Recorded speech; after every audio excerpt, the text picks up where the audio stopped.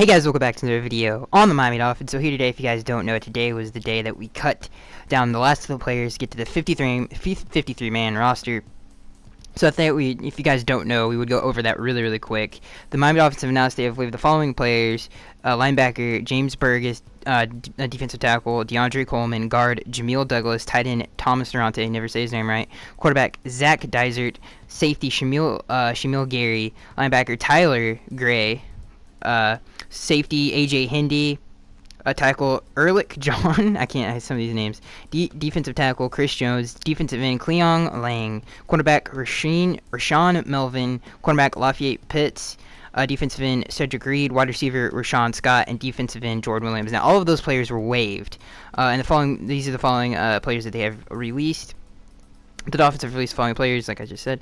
Cornerback Chimdi Chuwaka. I can never say his name right. I hate names, man. I get names all wrong all the time. Linebacker James Michael Johnson. Tight end Dominique Jones. Running back Daniel Thomas. And tackle Sam Young. And they also placed Chris Culliver on the physically unable to perform list. So there you guys go. Just in case you guys didn't know, I don't know. Let me know down in the comment section below if there's anybody you really just are like extremely upset about. The only offseason move recently that we have done that has really ticked me off was the Chris McCain trade. You guys, I really like Chris McCain. I think he could be a very situational pass rusher, a very good one. I think the Saints got a really good special teams player and a really good situational pass rusher. So let's get into the main topic of today. And the main topic of today is the first 2 weeks of I'm just gonna talk about the first 2 weeks, but it's mainly like the first 4. And a lot of people are like, oh, the Dolphins have this extremely hard schedule. We obviously don't come home for a while. And that's tough, and especially going up to New England and obviously going up to Seattle. That's a tough road game. Those are tough road games. But I'm kind of sick and tired of it, hearing especially the New England game, because I really do think, obviously, if people don't know, we are in a win streak at home against the New England Patriots. We definitely are the only team in the AFC East that can match up with them really well. I mean, Rashard Jones is the only defensive player in the AFC East, in my opinion, who can actually guard Rob Gronkowski.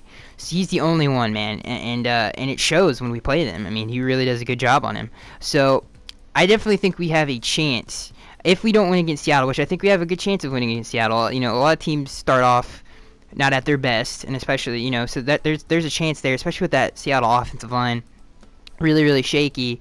I think we can take advantage of that.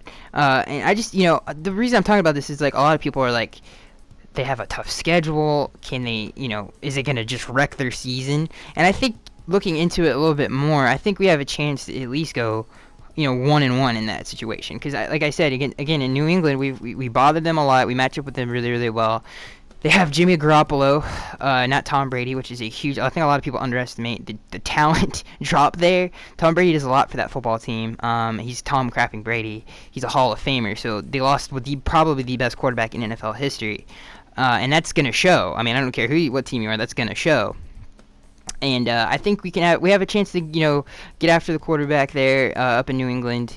And especially with Adam Gase's offense, I think it matches up well with New England's 3-4 defense.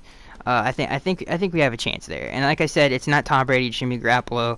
Obviously, Bill Belichick's still Bill Belichick. He's one of the greatest coaches to ever live, too. So, I mean, that's probably the only thing I would be worried about. That defense is weaker. Obviously, Chris Long is now there. And people underestimate how good of a defensive end Chris...